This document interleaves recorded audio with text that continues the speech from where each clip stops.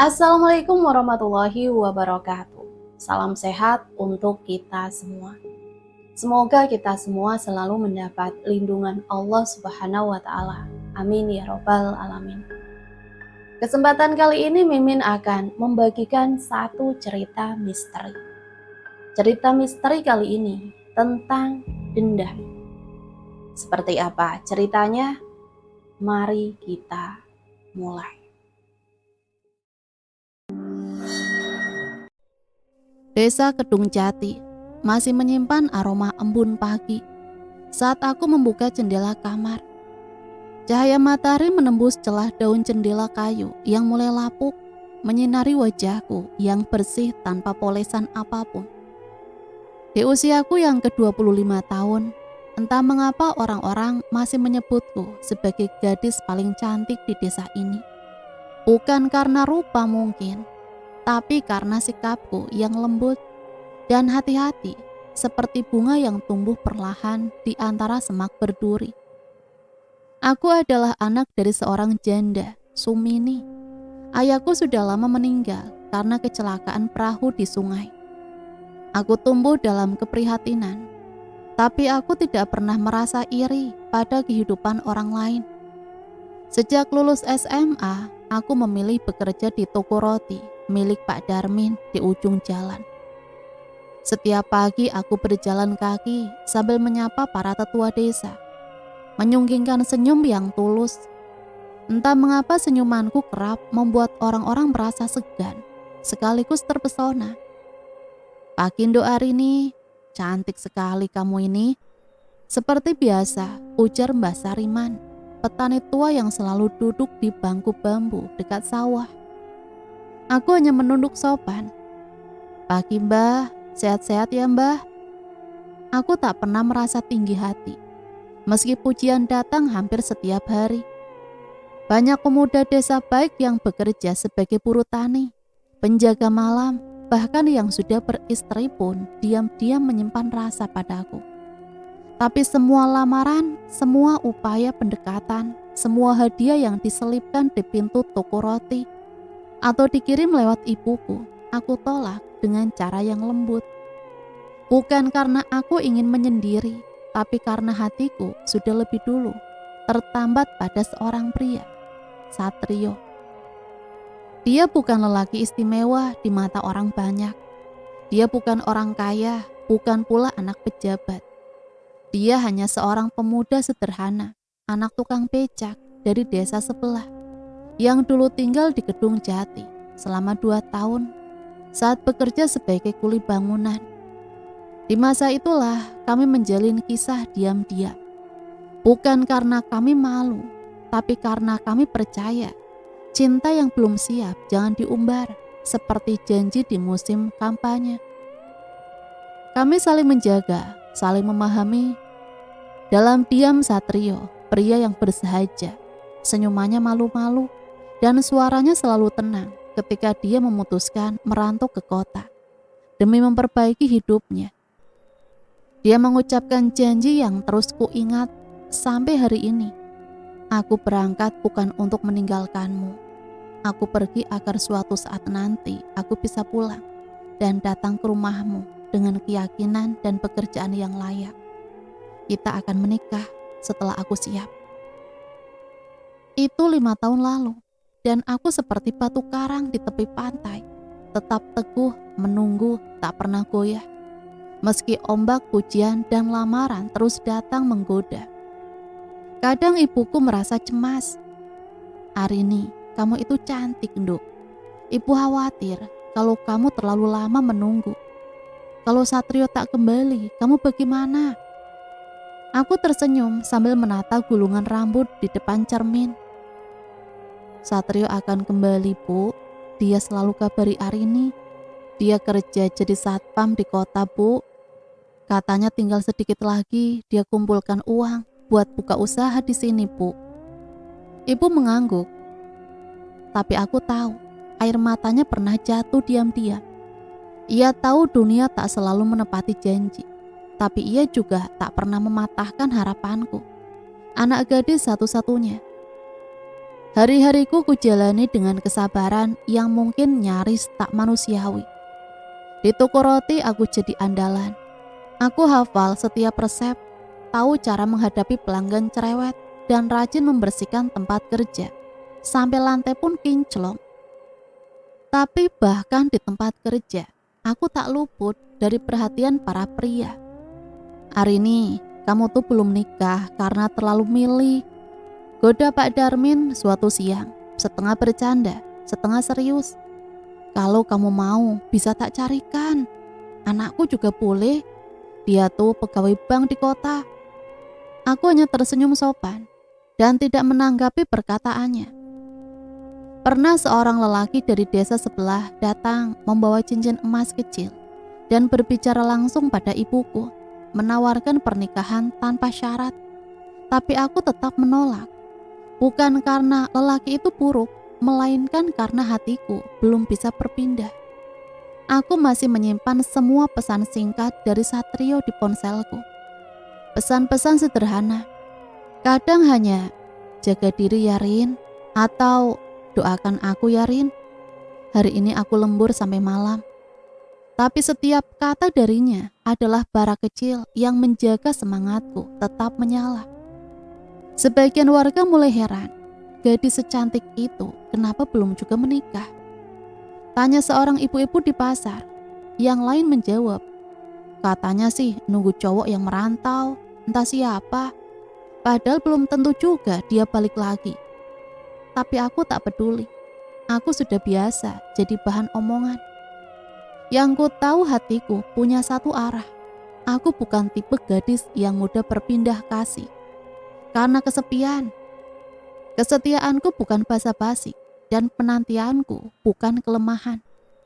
Sore hari saat langit berubah oranye, aku duduk di balai-balai depan rumah sambil membaca buku bekas. Sesekali mataku menatap jalan setapak menuju arah utara. Arah Satrio berpamitan dulu. Ibu pernah bertanya pelan, "Kalau nanti Satrio datang tapi sudah berubah, kamu masih akan nerima, Nduk?" Aku diam lama. Angin sore menyapu rambutku yang panjang. Lalu aku menjawab, "Kalau hatinya masih sama, aku tetap nerima, Bu.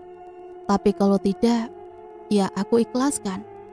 Begitulah aku, Arini, gadis desa yang lembut tapi tak lemah. Aku bukan sekedar menunggu. Aku menunggu dengan harapan, dengan doa yang tak putus-putus, dan keyakinan bahwa cinta yang tulus tidak akan dikhianati oleh waktu. Sementara itu hidup di kota ternyata tidak semudah yang Satrio bayangkan. Ketika ia memutuskan merantau 5 tahun lalu, pikirannya dipenuhi semangat dan cita-cita.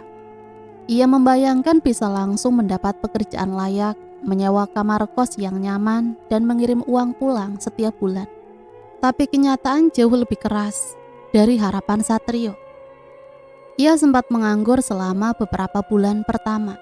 Ia tidur di musola kecil, makan dari warung murah di pinggir jalan, dan mencari pekerjaan ke sana sini, sambil menahan lapar. Hingga akhirnya lewat seorang kenalan di terminal.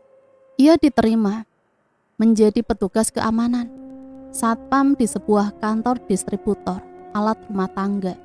"Kerjanya jaga malam ya Mas, gaji nggak besar, tapi kalau tahan lembur bisa dapat tambahan," kata manajer HRD waktu itu. Tanpa ragu Satrio menerimanya. Bekerja sebagai satpam memang bukan impian, tapi ia bersyukur bisa mendapatkan penghasilan tetap. Ia bangga bisa mandiri, meskipun ia harus berjaga sepanjang malam. Berdiri dengan seragam biru tua, memegang senter dan mengecek setiap sudut gudang. Meski lelah, Satrio selalu menyempatkan waktu untuk membalas pesanku. Bahkan saat tubuhnya nyaris roboh karena begadang 2 malam berturut-turut, ia masih sempat mengetik pesan pendek. "Aku baik Rin, maaf telat balas. Tadi ketiduran habis ronda. Kamu jaga kesehatan ya." Aku tak pernah menuntut lebih dari itu. Aku tahu betul beratnya perjuangan Satrio di kota. Justru karena itu, aku semakin yakin bahwa lelaki itu layak untuk ditunggu. Kami tak pernah menelpon terlalu sering, jaringan kadang bermasalah. Dan Satrio juga merasa tak pantas menghabiskan pulsa hanya untuk bicara panjang lebar. Tapi komunikasi kami tetap hidup melalui pesan singkat, foto langit senja yang kukirim, atau gambar bekal makan malam Satrio yang dibeli dari warung Tegal. Aku baru bisa nabung dikit, Rin, tulis Satrio suatu malam. Tapi kalau bisa tahan setahun lagi. Aku pikir cukup untuk buka warung kecil di desa. Aku ingin buka bengkel motor atau toko sembako. Yang penting bisa hidup layak di kampung dekat kamu dan ibumu. Pesan itu kubaca berkali-kali, seperti menenun harapan. Di mataku Satrio bukan hanya calon suami, tapi juga sahabat, tempatku berbagi mimpi dan keluh kesah. Aku membalas, aku tunggu beberapa lama pun, gak usah buru-buru, asal sehat dan semangat. Di desa Kedung Jati tidak banyak yang tahu tentang hubungan kami. Aku bukan tipe gadis yang suka menceritakan urusan hati kepada banyak orang. Bahkan pada tetangga dekat, aku hanya bilang bahwa aku masih ingin fokus bekerja, belum siap menikah. Dimas, anak kepala desa, salah satu pemuda yang menyimpan perasaan terhadapku, tak pernah tahu siapa sebenarnya pria yang kutunggu. Di matanya aku hanya gadis keras kepala yang menolak semua lamaran tanpa alasan. Sementara itu di kota, Satrio semakin terbiasa dengan ritme hidup keras. Ia belajar bersabar menghadapi atasan yang suka marah, rekan kerja yang malas, dan gaji yang tak pernah cukup untuk apapun selain kebutuhan pokok. Tapi setiap kali mengingatku, semangatnya menyala kembali. Pernah suatu malam, hujan deras mengguyur kota. Satrio harus berjaga sendirian karena rekannya izin pulang lebih awal. Dalam keadaan kedinginan dan basah, dia duduk di pos jaga sambil memandangi fotoku yang ia cetak kecil dan disimpan dalam dompet. Foto itu diambil saat aku masih bekerja di toko roti, mengenakan celemek coklat dan tersenyum malu-malu. Kalau bukan karena kamu, Rin, mungkin aku sudah pulang dengan tangan kosong. Gumamnya pelan. Satrio tak pernah main-main dengan janji. Ia tahu banyak lelaki di desa yang lebih mapan dan tampan darinya. Tapi ia percaya ketulusan bisa lebih abadi dari sekedar harta atau penampilan. Aku pun demikian. Meski tak pernah berkata langsung pada siapapun, hatiku tak pernah goyah. Aku menolak semua lamaran. Bukan karena sombong, tapi karena aku sudah punya tujuan. Setiap kali melihat langit malam, aku membayangkan Satrio sedang memandang langit yang sama di kota. Dan itu cukup untuk membuat hatiku hangat.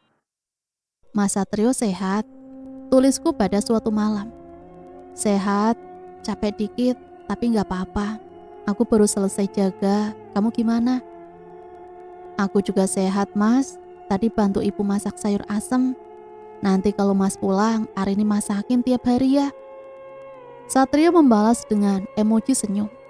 Aku tahu, janji kecil itu jadi pengikat kuat bagi harapan kami berdua.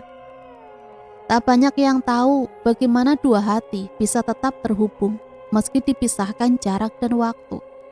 Tapi itulah cinta yang sebenarnya. Tidak ribut, tidak banyak drama. Hanya keyakinan yang tumbuh dari kesederhanaan. Di pos jaga tempatnya bekerja, Satrio pernah menggambar sketsa kasar dena toko kecil yang ingin ia bangun. Di sebelah toko ada rumah kecil dengan taman mungil. Di gambar rumah itu, ia menulis huruf M, kecil, huruf pertama dari namaku. Suatu saat, gumamnya pada diri sendiri. Aku akan pulang. Dan semua ini akan jadi nyata. Ia menyimpan kertas itu dalam map plastik bersama selip gaji, kwitansi kos, dan daftar tabungan yang makin hari makin bertambah, meski lambat. Bagi Satrio itu bukan sekedar rangka, tapi bukti bahwa ia sedang berjuang demi cinta. Satu-satunya. Sementara itu Dimas, pemuda 27 tahun, anak sematawayang dari kepala desa Kedung Jati. Dimas tumbuh dalam bayang-bayang ayah yang disegani dan dihormati warga. Nama besar sang ayah membuat Dimas mendapatkan banyak keistimewaan, baik secara sosial maupun ekonomi. Tidak seperti pemuda lain yang harus bersusah payah mencari penghidupan. Dimas justru mewarisi usaha ternak bebek milik keluarganya. Usaha itu dikelola dengan cukup baik, menghasilkan telur asin dan daging bebek yang dipasarkan ke desa-desa sekitar. Peternakan itu berdiri di lahan luas di pinggir desa, dikelilingi pagar bambu dan aroma khas kandang bebek yang menyengat. Namun bagi Dimas, semua itu adalah sumber kekayaan dan kebanggaannya.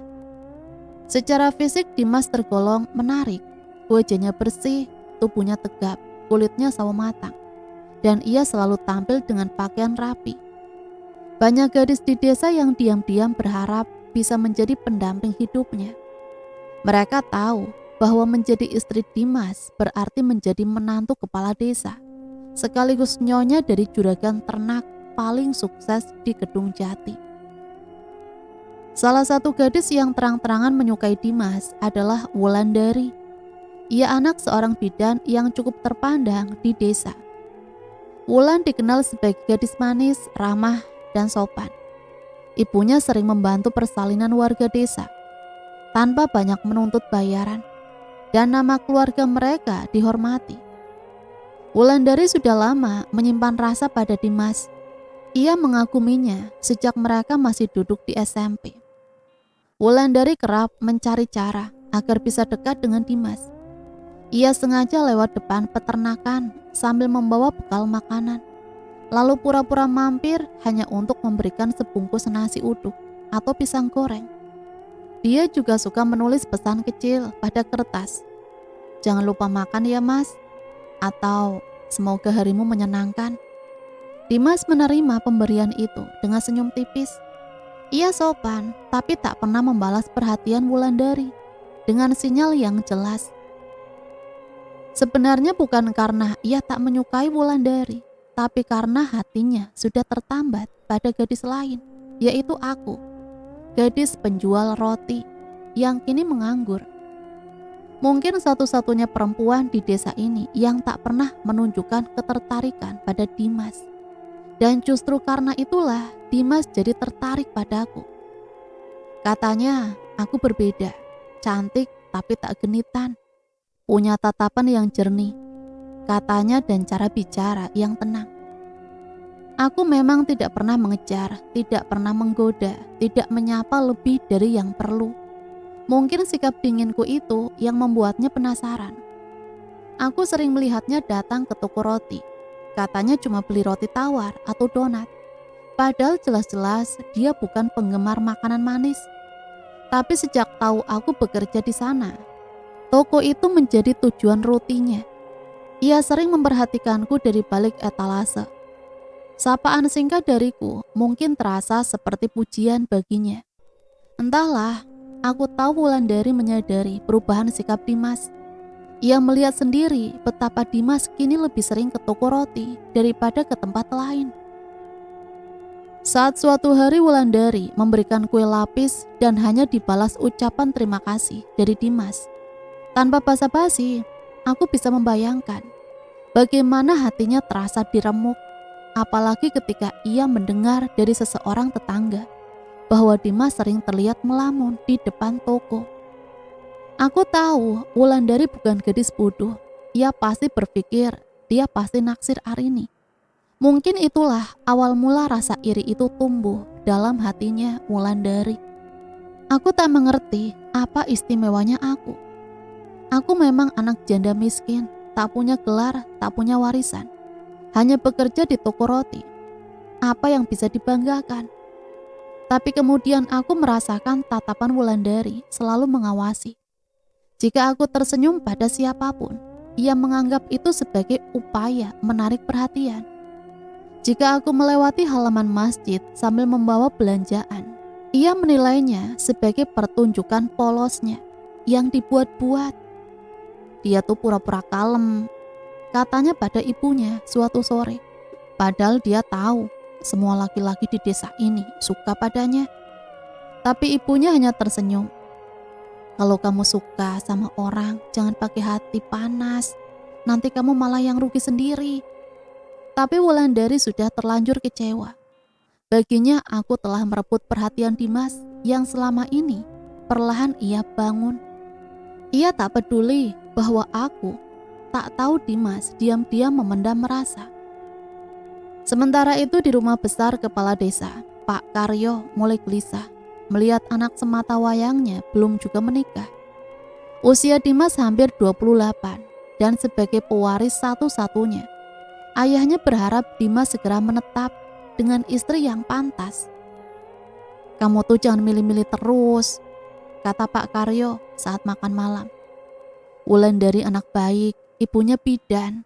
Kamu tahu sendiri, orang pintar gak neko-neko. Dimas hanya mengangguk sambil menyuap nasi. Kalau kamu terus begini, nanti orang pikir kamu susah diajak serius. Lagi pula siapa lagi sih di desa ini yang lebih cocok jadi menantu kepala desa? Tapi aku tahu hatinya belum condong ke Wulandari. Justru sebaliknya, ia semakin yakin bahwa hanya aku yang bisa membuatnya merasa tertantang dan hidup. Tapi ia juga tahu aku bukan perempuan yang mudah dimiliki. Aku bukan tipe yang bisa dibeli dengan status atau harga. Mungkin justru itu yang membuatnya ingin lebih serius lagi. Dan akhirnya ia menyusun rencana. Ia ingin bicara langsung padaku, bukan lagi lewat kode atau sapaan basa-basi. Ia ingin menyatakan perasaannya secara jujur. Mungkin dalam pikirannya tak ada alasan bagiku untuk menolak. Ia punya usaha, wajah menarik, dan akan menjadi kepala desa setelah ayahnya pensiun. Siapa yang tak ingin hidup mapan? Tapi ia belum tahu, cintanya bukan hanya tak berbalas, tapi akan membawa badai besar ke dalam hidupku. Usia Dimas hampir genap 28 tahun. Desakan dari ayahnya semakin terasa menyesakan. Kepala desa Kedung Jati itu mulai kehilangan kesabaran. Kamu pikir saya akan pegang jabatan ini terus sampai mati? Ucap Pak Karyo pada suatu malam. Ini bukan soal memimpin orang. Orang juga harus lihat kamu bisa pimpin keluarga sendiri, Dimas. Dimas hanya mengangguk pelan. Ia tahu ayahnya tak berniat menekan, tapi tetap saja beban itu mengganggunya.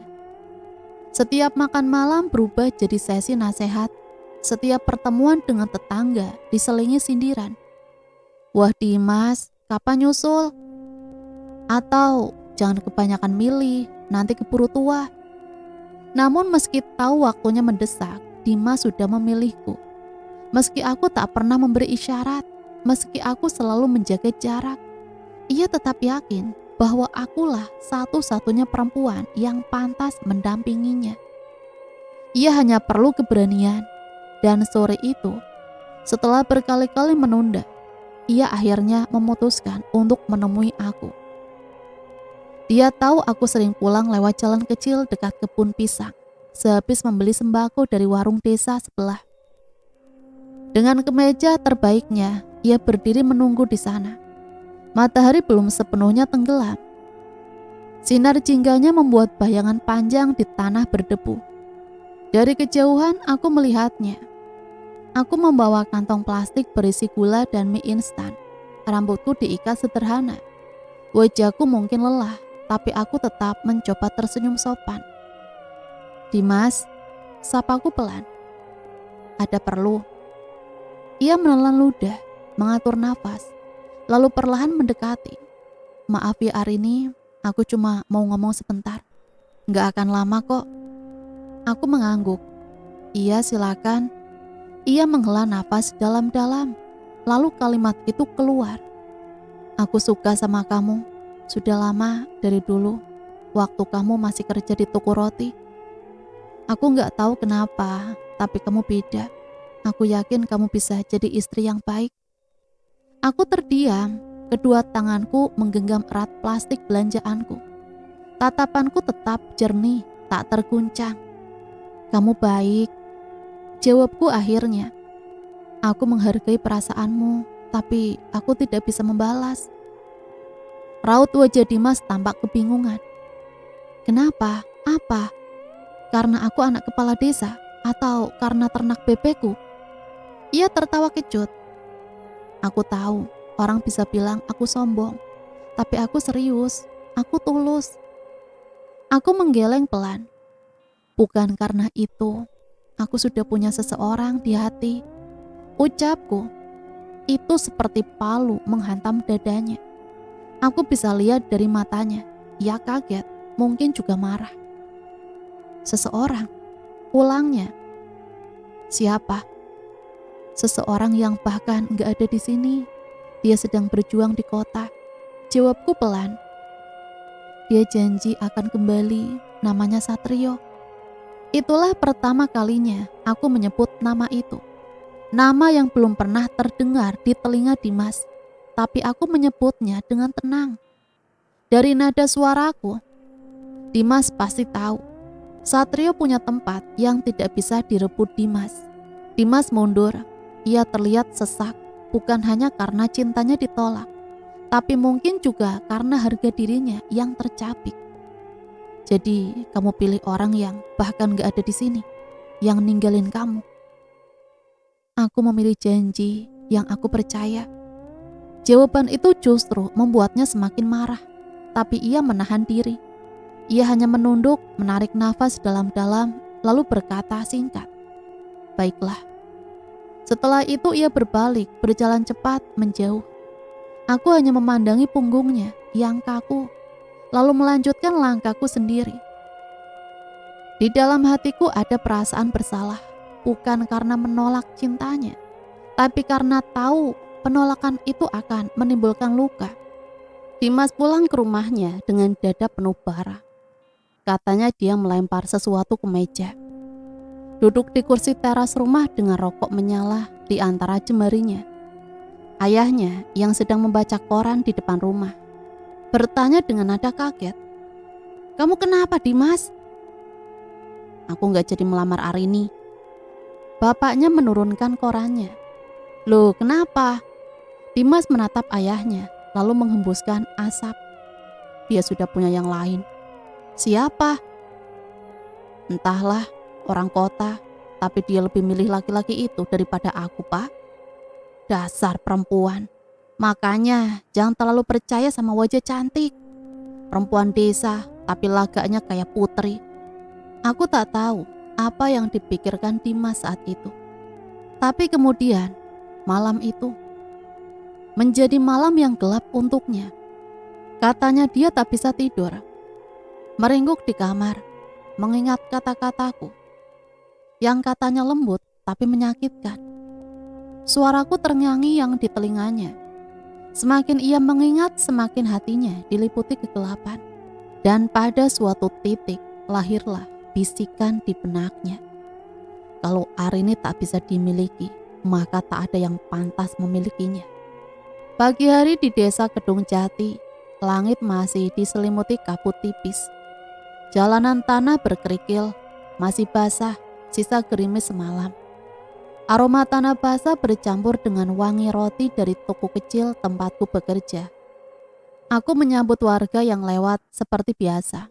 Aku datang paling awal. Rambutku kuikat rapi. Wajahku bersih dan senyumanku tetap kupersembahkan untuk pelanggan yang datang, sekedar membeli roti pisang atau bolu pandan. Tapi pagi itu berbeda. Saat aku baru saja menyalakan lampu toko dan mulai menyusun loyang dari dapur belakang, suara langkah kaki tergesa masuk dari pintu depan. Purini datang dengan wajah yang tak biasa. Matanya tak bisa menatap langsung ke arahku. Wajahnya tegang dan kaku, seperti menyimpan sesuatu yang hendak meledak. "Arini?" panggilnya lirih. "Iya, Bu." Jawabku sambil tetap menata etalase. "Berhenti dulu, bisa kita bicara sebentar?" "Di belakang." Aku menoleh. Ada sesuatu dalam nada suaranya yang membuatku langsung berhenti. Tanpa banyak bicara, aku mengikuti beliau ke dapur belakang. Di sana, di antara tumpukan loyang dan bau mentega, aku mendengar kalimat yang membuat duniaku runtuh. Maafkan Ibu Arini, tapi kamu gak bisa kerja di sini lagi. Aku tertegun. Bu, kenapa? Bu Rini terlihat sangat tidak nyaman. Ia memainkan ujung jilbabnya, menarik nafas pendek. Ibu dapat tekanan. Ada yang minta kamu diberhentikan. Siapa, Bu? Suaraku bergetar. Ia tak langsung menjawab, tapi tatapan matanya memberi jawaban yang jelas. Dimas, bisik Bu Rini. Aku hanya mengangguk pelan. Ibu gak mau kehilangan izin usaha. Kamu tahu sendiri kan siapa ayahnya dan seberapa banyak roti dari toko ini dipasok ke acara desa. Ibu benar-benar minta maaf, Nak. Ibu tahu kamu anak baik, tapi kamu tahu kadang kita gak bisa lawan kekuasaan. Aku tak bisa berkata apa-apa. Perasaanku campur aduk antara bingung, sedih, dan marah. Tapi aku tak ingin menangis di hadapan Purini. Aku hanya mengangguk, menyembunyikan luka dari balik tatapan yang kutahan keras-keras agar tetap tenang. Hari itu aku pulang lebih awal dari biasanya. Langkahku berat. Aku menatap tanah, mencoba memahami kenapa Dimas melakukan itu. Tapi jauh dari dalam hatiku, aku tahu alasan sesungguhnya. Penolakan cinta telah berubah menjadi dendam yang kejam. Beberapa hari berikutnya, aku berusaha mencari pekerjaan lain. Aku mendatangi beberapa rumah warga yang punya usaha kecil-kecilan. Aku menawarkan diri, membantu menanam sayur, menjaga anak, bahkan mencuci pakaian. Tapi tak satu pun memberi jawaban pasti. Ada yang mengelak dengan halus, ada yang terang-terangan mengatakan takut bermasalah dengan keluarga kepala desa. Lambat laun aku mulai menyadari bahwa bayang-bayang kekuasaan Dimas membungkus seluruh desa Kedung Jati.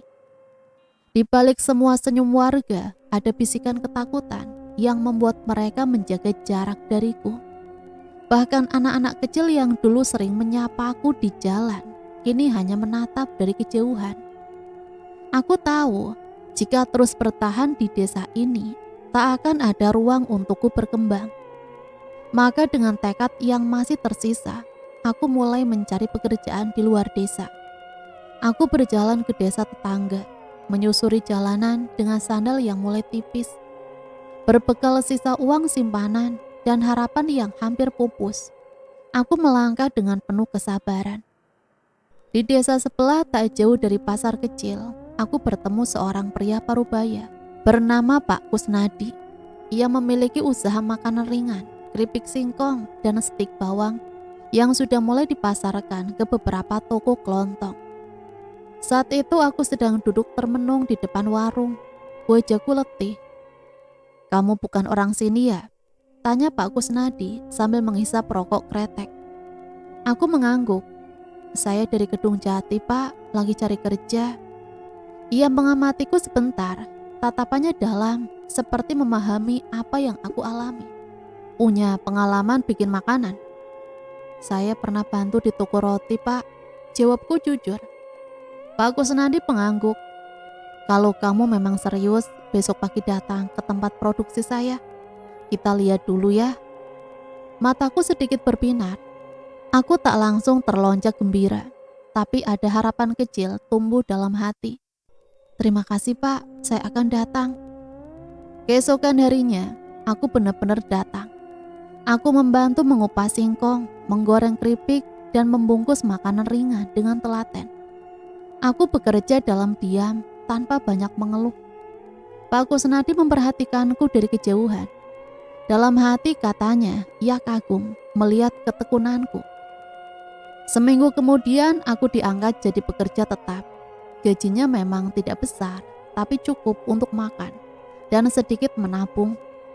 Lebih dari itu, aku merasa dihargai sebagai manusia. Setiap sore aku pulang sedikit lebih lambat. Tubuhku lelah, tapi wajahku mulai kembali punya warna. Meski harus menempuh perjalanan jauh dari desa tetangga ke rumah di Kedung Jati, aku tidak mengeluh. Aku merasa menemukan tempat yang menerima diriku tanpa bayang-bayang kekuasaan dan prasangka. Namun harapan itu ternyata tidak sepenuhnya aman. Di desa Kedung Jati, Dimas masih mengamati dari kejauhan. Ia melihatku pulang larut malam, mengenakan baju lusuh dengan langkah letih. Alih-alih puas karena aku telah kehilangan pekerjaanku di toko roti, Dimas justru merasa terganggu. Menurutnya aku terlalu kuat, terlalu sabar, bahkan dalam keterpurukan. Aku masih bisa bangkit dan itu tidak disukainya. Dalam diam, niat buruk kembali tumbuh di hatinya. Karena bagi Dimas, penolakan adalah luka, dan luka katanya hanya bisa disembuhkan jika dia melihatku benar-benar jatuh. Ia mulai mencari tahu tentang Arini lewat orang-orang di pasar, lewat kenalan di desa tetangga. Ia memancing informasi dengan gaya khasnya yang sok ramah, namun nada sinisnya tak bisa disembunyikan. "Sering pulang malam ya?" tanya Dimas pada seorang pengemudi ojek. "Iya mas, anak itu rajin, pulang malam karena kerja lembur di pabrik keripik," jawab sang tukang ojek tanpa prasangka. Dimas hanya mengangguk pelan, tapi di dalam pikirannya, kebencian mulai membentuk rencana.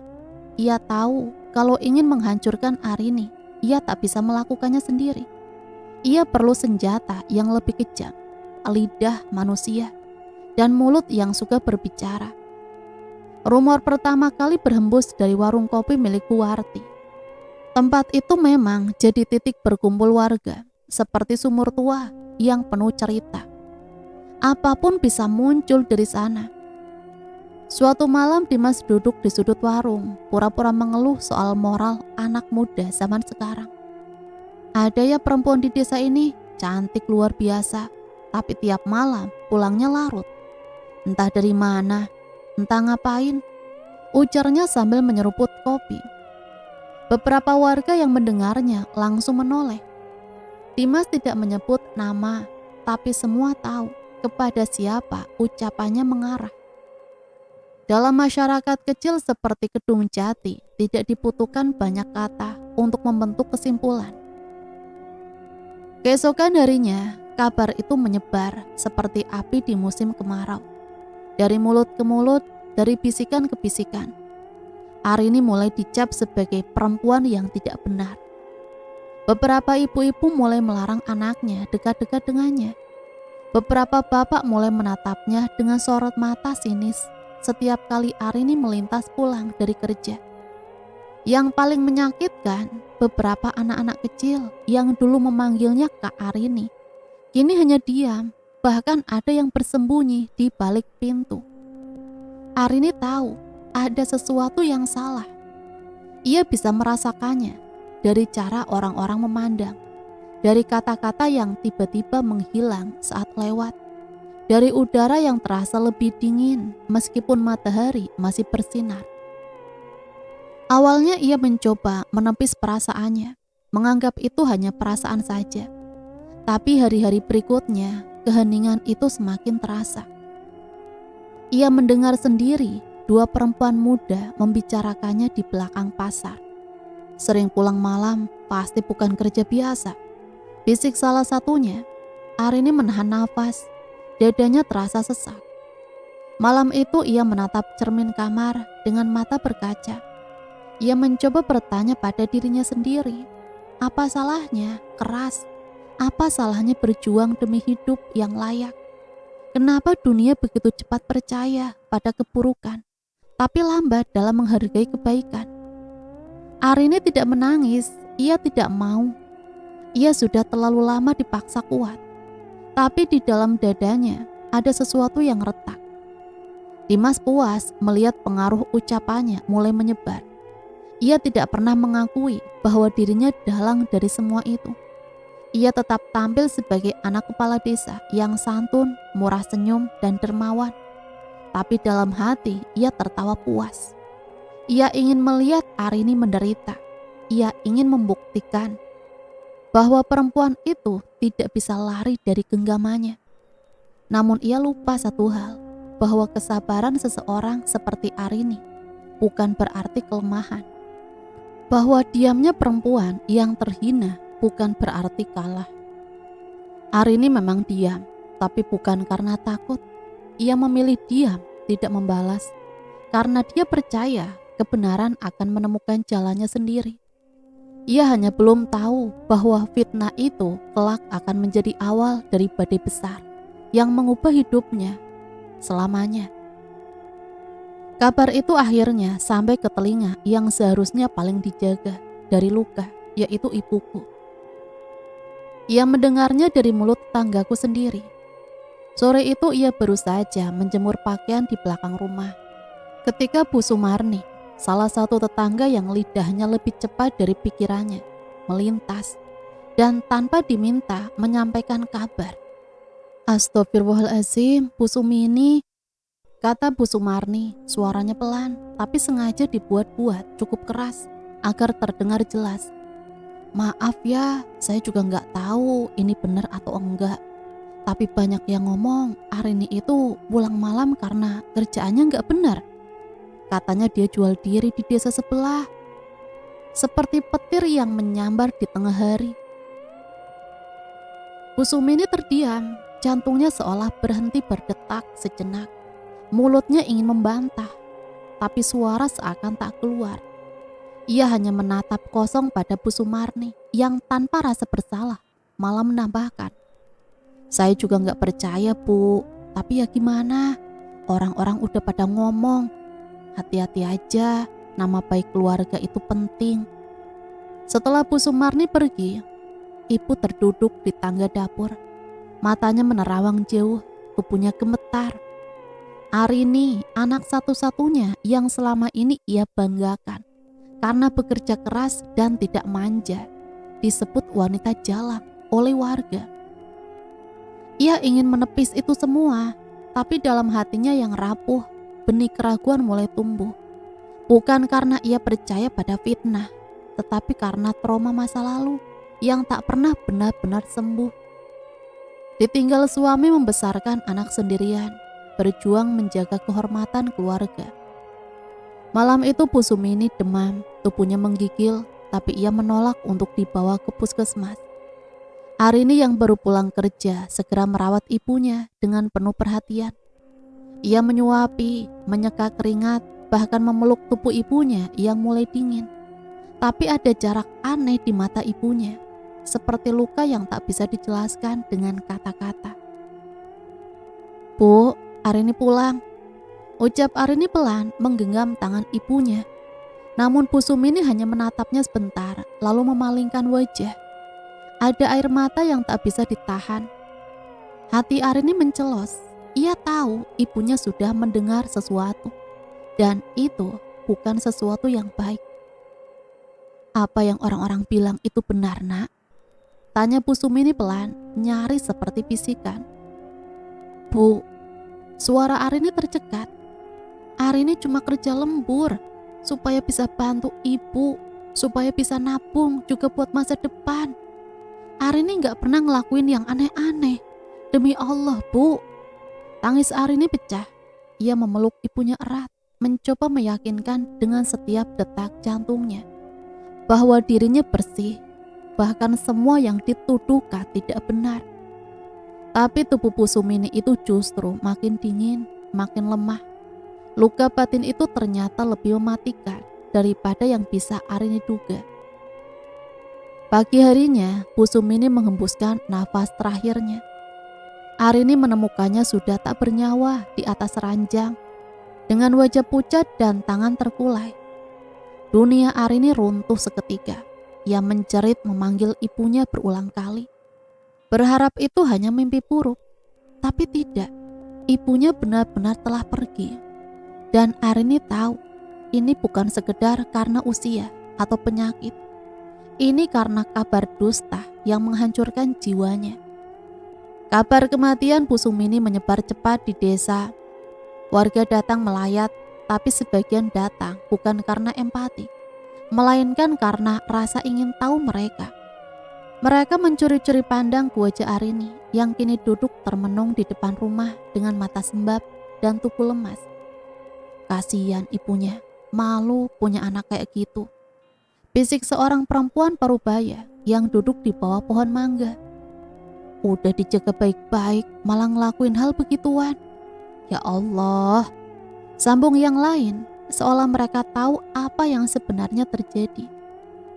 Wulandari yang selama ini menyimpan iri terhadap Arini ikut melayat. Ia datang membawa nampan berisi kue, pura-pura peduli, tapi mulutnya tak berhenti, melancarkan sindiran halus. Sabar ya Arini, mungkin ini peringatan dari Allah, supaya kita bisa taubat dan kembali ke jalan yang benar. Arini menatap Wulandari tanpa ekspresi. Ia tahu, di balik wajah manis itu tersimpan niat jahat, tapi ia terlalu lelah untuk membalas. Tubuhnya masih gemetar, pikirannya masih tenggelam dalam duka. Belum genap 2 hari, ibunya dimakamkan. Luka Arini justru makin menganga. Beberapa warga mulai terang-terangan menunjuk-nunjuk rumahnya jika mereka lewat. Ada yang sengaja melemparkan kertas berisi kata-kata kasar di depan pagar. Ada yang mencoret-coret dinding samping rumah dengan lukisan wanita penggoda. Arini merasa seperti hidup di dalam mimpi buruk. Ia sudah kehilangan ibunya satu-satunya, orang yang paling mencintainya tanpa syarat. Dan sekarang ia juga harus kehilangan rasa aman di kampung halamannya sendiri, tempat ia dibesarkan, tempat kenangan bersama ibunya tertinggal. Malam itu ia duduk di dekat makam ibunya, membawa bunga melati yang dipetik sendiri dari halaman belakang. Ia berbicara lirih pada pusara yang masih basah. Maafkan Arini, Bu. Arini gak tahu harus bagaimana lagi. Mereka jahat, mereka percaya pada hal yang gak pernah Arini lakuin. Arini cuma mau hidup baik-baik aja, Bu. Kerja, nabung, nyenengin ibu. Air mata jatuh membasahi tanah. Angin malam membawa haru ke seluruh tubuhnya. Dalam kesunyian itu, Arini merasa sangat sendiri. Namun kesendirian itu ternyata hanya awal dari badai yang lebih besar. Malam berikutnya, sekelompok warga datang dengan obor dan suara gaduh. Mereka berteriak mencaci maki, menuntut Arini keluar dari rumah. Perempuan kayak kamu gak pantas tinggal di desa ini. Bikin malu, gak tahu malu. Arini gemetar di balik pintu, tapi tak ada yang datang menolong. Tidak tetangga kanan, tidak tetangga kiri. Semua memilih diam, termasuk kepala desa, Ayah Dimas, yang hanya menonton dari kejauhan, enggan mencampuri keributan. Arini tahu hari ini bukan lagi tentang fitnah. Ini sudah menjadi penghakiman, dan tidak ada yang bisa menghentikannya. Udara pagi di desa Gedung Jati begitu sunyi. Namun ada kegelisahan yang menggantung berat di antara rumah-rumah panggung yang berjejer rapi. Bisikan-bisikan semakin membesar, menjadi bisik yang berubah menjadi teriakan yang tidak bisa lagi ditahan. Di depan rumah Arini sudah berkumpul puluhan warga desa. Wajah mereka menunjukkan kemarahan yang membara. Mata mereka kosong dari belas kasihan. Kalau ada pezina di desa, lebih baik kita lempari dia sampai hancur. Seru seorang laki-laki parubaya dengan suara lantang. Teriakan itu disambut oleh gema, seolah memicu bara api yang siap membakar apa saja yang menghalangi amarah. Arini yang tengah duduk di teras rumahnya mendengar suara-suara itu dengan hati yang nyaris hancur. Tubuhku gemetar, tangan dan kakiku menggigil. Tapi aku berusaha tetap tenang. Aku tahu kemarahan ini bukan hanya karena fitnah. Ini sudah menjadi hukuman atas sesuatu yang tak pernah kulakukan. Salah seorang warga melemparkan batu kecil yang mengenai kaca jendela rumahku. Pecahan kaca bertebangan membuatku meloncat karena ketakutan. Warga semakin liar. Mereka mengambil batu dari tanah, menyiapkannya seperti tentara yang mengintai musuh. Di antara mereka berdiri Dimas dengan wajah dingin dan tatapan mata penuh kebencian. Ia tidak mengangkat tangan, tidak juga menghentikan aksi tersebut. Kepala desa, Ayah Dimas, juga hadir di kerumunan. Namun ia berdiri membisu, tak sedikit pun berusaha meredakan amarah warga. Diam saja. Kepala desa menatapku dengan tatapan kosong. lalu membalikkan badan dan berjalan menjauh tanpa sepatah kata pun. Aku menarik nafas dalam-dalam, mencoba menguatkan diri. Namun hal itu sulit. Batu demi batu mulai berterbangan ke arahku. Satu mengenai bahu, satu lagi menghantam kaki, hingga akhirnya sebuah batu besar mengenai kepalaku dengan keras. "Stop, tolong hentikan!" teriakku dengan suara parau. Tapi teriakanku tenggelam dalam kegaduhan. Aku terjatuh ke tanah. Darah mulai mengalir dari luka kepalaku. Tubuhku tersungkur di tanah. Warga terus melemparkan batu tanpa ampun. Tak seorang pun berani menolongku. Bahkan tetanggaku yang dulu sering berbicara ramah, kini hanya berdiri menyaksikan dengan wajah dingin. Di sudut lain, aku melihat Wulan tersenyum tipis. Matanya berbinar menyaksikan siksaan ini. Rasa iri dan dendamnya terhadapku kini berubah menjadi kepuasan. Pahit, sakit, dan kelelahan menguasai tubuhku. Aku merasakan setiap lemparan batu membakar kulit, membuat darah mengalir, membasahi baju dan tanah di sekitarku. Aku berusaha bangkit, tapi tubuhku lemas tak berdaya. "Saya tidak bersalah.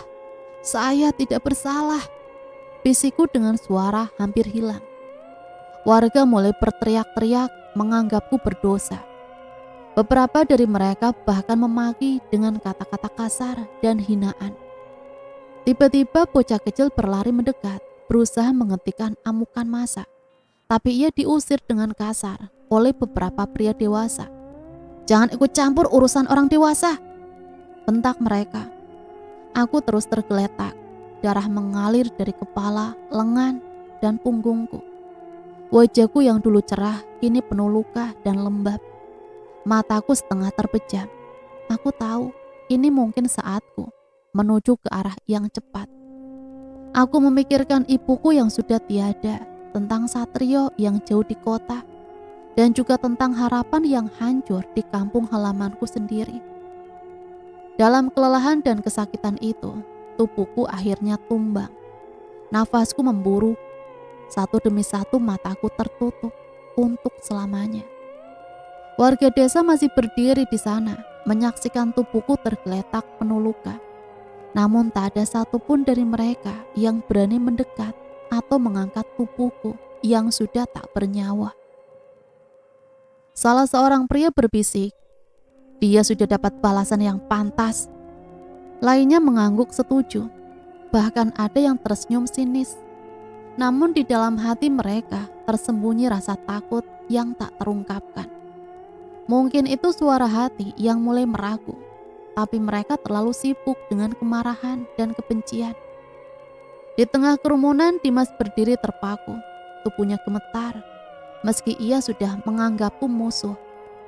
Melihat tubuhku yang hancur dan nyaris tak bernyawa, membuatnya merasa ada sesuatu yang salah dalam semua ini. Tapi aku sudah melakukannya, semua demi harga diriku. Dia yang menolak aku, sekarang dia hancur. Sementara itu kepala desa hanya melihat dari kejauhan, membiarkan tragedi itu terjadi. Satu kata pun tak terucap. Malam menjelang, tubuhku akhirnya dibawa keluar dari depan rumah dengan terpal lusuh. Tak ada yang mengangkatku dengan hormat. Warga membuang jasadku di pinggir hutan, jauh dari pemakaman desa. Angin malam berhembus dingin, membawa aroma duka dan kesunyian yang pekat. Tidak ada suara ratapan, tidak ada doa yang dipanjatkan untukku. Hanya sunyi yang menemaniku.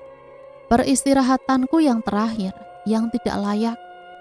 Di balik keheningan itu ada satu suara kecil yang menggema. Suara hati yang tak bisa diabaikan. Suara keadilan yang terlambat datang. Setelah kematianku yang tragis, jasadku tergeletak di pinggir hutan desa Kedung Jati. Tak ada satupun warga yang berani mengangkatku dengan penuh hormat, apalagi menguburkanku dengan layak. Mereka menganggap aku sudah tercemar dan membawa malapetaka bagi desa. Rasa takut dan kebencian menguasai hati mereka, membuat mereka kehilangan kemanusiaan. Dia bukan lagi bagian dari desa ini. Gumam seorang pria tua sambil melangkah pergi. Lebih baik tubuhnya dibuang ke hutan saja. Kalimat itu menjadi keputusan bersama, meski tanpa suara terbuka. Tubuhku yang penuh luka dan berdarah akhirnya dibuang begitu saja di balik semak belukar hutan yang gelap dan sunyi. Daun-daun kering menutupi tubuhku dan udara dingin malam mulai merayapi jasadku. Waktu berlalu, namun ketenangan yang diharapkan warga desa justru tidak datang. Malah sebaliknya, desa menjadi penuh kegelisahan dan ketakutan yang tidak dapat dijelaskan. Setiap malam suara tangis pilu menggema di antara rumah-rumah penduduk. Suara itu mengoyak kesepian, membangunkan ketakutan dalam jiwa mereka. Mereka tahu itu bukan berasal dari manusia biasa. Itu dari arwahku yang belum menemukan ketenangan. Siapa itu? Kenapa menangis di malam hari? Bisik seorang ibu yang hendak menutup jendela kamarnya. Ketakutan merayap, tapi suara tangis itu terus ada, tidak pernah hilang. Semakin menusuk kalbu. Keanehan lain mulai terjadi. Air di setiap kamar mandi desa berubah warna menjadi merah seperti darah. Warga yang hendak mengambil wudhu atau mandi terkejut, menjerit dan lari terbirit-birit melihat air keruh bercampur merah itu. Ini tanda apa? Apa ini kutukan dari arwah Arini? Bisik seorang pemuda dengan wajah pucat. Kabar keanehan ini dengan cepat menyebar, membuat warga semakin gusar dan tak tenang. Banyak yang mulai merasakan bahwa hukuman atas mereka belum selesai. Sementara itu Dimas, anak kepala desa, yang selama ini memendam kebencian terhadapku, mulai merasakan sesuatu yang aneh dan menyeramkan. Sejak malam pertama jasadku dibuang, tidurnya terganggu. Setiap kali ia terlelap, seolah ada tangan dingin yang mencengkramnya dari belakang. Ia merasa lehernya dicekik oleh sosok tak terlihat, membuatnya terbangun dengan nafas tersengal dan keringat membasahi tubuhnya. Dalam mimpi-mimpinya, mengaku sering datang wajahku, penuh luka, tubuhku dipenuhi belatung dan darah kering. Mataku menatapnya dengan kepedihan dan amarah membara. Kenapa kau membuatku seperti ini, Dimas? Bisikku di telinganya. Saat ia terjaga, setiap mimpi membuat hatinya semakin berat. Ketakutannya menjadi semakin tumbuh. Ia mulai menarik diri dari pergaulan, malas keluar rumah, dan semakin sering terlihat pucat serta gelisah. Wulan yang selama ini menyimpan dendam terhadapku juga mulai merasakan ketakutan yang sama. Dalam keputusasaannya dan rasa takut yang terus menggerogoti, Dimas akhirnya memutuskan untuk pergi dari desa. Ia merasa tidak kuat menghadapi teror yang menghantuinya. Pak, saya harus merantau ke kota. Saya butuh waktu untuk menenangkan diri, kata Dimas pada ayahnya, sang kepala desa, dengan suara yang terdengar lemah. Ayahnya hanya mengangguk pelan, tanpa banyak tanya. Ia tahu ini bukan sekedar alasan biasa, namun ia juga tak berani menghalangi anaknya pergi. Dalam perjalanan menuju kota, pikiran Dimas penuh dengan ketakutan dan penyesalan. Ia terus membayangkan sosokku yang hancur dan penuh luka. Ia bertanya-tanya, apakah ini balasan atas perbuatanku selama ini? Namun takdir berkata lain. Ketika ia melintasi sebuah tikungan tajam di jalan yang sepi, sebuah bayangan putih tiba-tiba melintas di depan mobilnya. Refleks menghindar, Dimas kehilangan kendali dan seketika menabrak pohon besar di pinggir jalan. Tubuh mobil remuk, kaca pecah, beterbangan, dan Dimas terlempar keluar dengan luka serius. Orang-orang yang lewat segera menolong dan membawanya ke rumah sakit terdekat. Dalam kondisi kritis, Dimas terbaring lemah, wajahnya penuh luka dan darah. Saat matanya terbuka perlahan dan kesadarannya mulai kembali, aku berdiri di samping ranjangnya. Tatapanku kali ini tidak lagi penuh amarah, melainkan campuran antara kesedihan dan pengampunan. Suaraku lirih seperti angin malam yang membelai. Kau sudah menanggung semua akibatnya, Dimas. Tapi aku berharap kau belajar dari ini semua. Ucapku lembut sebelum perlahan menghilang. Dimas menutup mata, air mata mengalir deras di pipinya. Rasa bersalah yang selama ini dipendam akhirnya pecah membanjiri hatinya. Desa Kedung Jati yang dulu riuh kini mulai berubah. Teror yang menghantui mulai mereda setelah jasadku tidak lagi terabaikan. Namun kisah ini meninggalkan luka mendalam bagi semua yang terlibat, terutama bagi Dimas yang kini menyadari bahwa kebencian dan prasangka dapat membawa kehancuran bagi dirinya sendiri dan orang lain. Sudah lebih dari 1 minggu berlalu sejak kejadian tragis yang menimpa Dimas. Tubuhnya yang remuk akibat kecelakaan masih meninggalkan bayang-bayang kelam di desa Kedung Jati. Namun walaupun Dimas sudah tiada, ketakutan warga desa belum juga berakhir. Justru terorku semakin menjadi-jadi. Suara tangisanku yang pilu masih mengganggu malam-malam warga. Kadang lebih keras, lebih menusuk. Mereka sering mengaku melihat sosok seorang wanita berpakaian putih bergelantungan di dahan pohon besar di pinggir desa dengan air mata yang tak kunjung berhenti mengalir. Sosok itu adalah aku, arwah yang terus mencari keadilan, yang selama ini menjadi sumber iri dan fitnah terhadapku, kini berubah menjadi sosok yang murung dan penuh tekanan.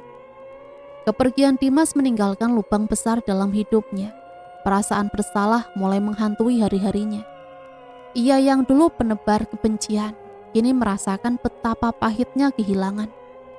Di tengah kegelisahan itu, kabar buruk tentang diriku sampai juga ke telinga Satrio. Pria yang selama ini merantau jauh di kota, bekerja sebagai satpam, dan berusaha mengumpulkan uang demi masa depan kami. Mendengar tentang kematianku, dunia Satrio seakan runtuh. Bayanganku yang ceria dan penuh harapan berbalik menjadi cerita duka yang menyayat hati. Ia tidak percaya bahwa aku wanita yang ia impikan untuk menjadi istri dan pendamping hidupnya harus pergi dengan cara tragis tanpa keadilan. Dengan hati yang berat, Satrio memutuskan untuk pulang ke Kedung Jati. Ia tahu harus melihat sendiri keadaanku dan mencoba memberikan penghormatan terakhir yang layak. Sesampainya di desa, suasana yang ia temui penuh ketegangan dan kesedihan. Warga masih diliputi ketakutan dan penyesalan. Satrio berjalan ke hutan tempat jasadku dulu dibuang. Malam itu udara begitu dingin, menusuk tulang. Suara tangisanku semakin jelas terdengar. Satrio menutup mata sejenak, menenangkan diri sebelum mencari jasadku dengan bantuan beberapa warga yang mulai tergerak oleh kepulangannya. Mereka menyusuri semak belukar dan akhirnya menemukan tubuhku yang sudah mulai membusuk, tertutup dedaunan dan ranting kering. Satrio menunduk, air matanya mengalir deras melihat keadaanku. Ia membungkus tubuhku dengan kain putih yang dibawanya dari rumah, lalu mulai menggali lubang di tempat yang layak dan suci untuk menguburkanku. Warga yang melihat perbuatan Satrio mulai tersadar. Mereka melihat betapa tulus dan ikhlasnya Satrio memberikan penghormatan terakhir untukku. Sesuatu yang tidak pernah mereka lakukan setelah jasadku terbaring dengan tenang di dalam tanah dan Satrio menaburkan bunga di atas makam. Keheningan malam terasa damai. Sejak saat itu terorku mulai mereda. Suara tangisanku yang mengganggu pun menghilang perlahan. Kamar mandi yang dulu berubah warna menjadi merah darah kini kembali jernih. Warga merasa seolah beban berat terangkat dari hati mereka. Wulandari yang mendengar perubahan itu merasa lega, meskipun hatinya masih menyimpan luka yang dalam. Ia mulai menyadari kesalahannya dan bertekad untuk memperbaiki diri. Satrio tetap tinggal di desa. Ia menjaga makamku dan mengenang cintanya yang tak pernah pudar.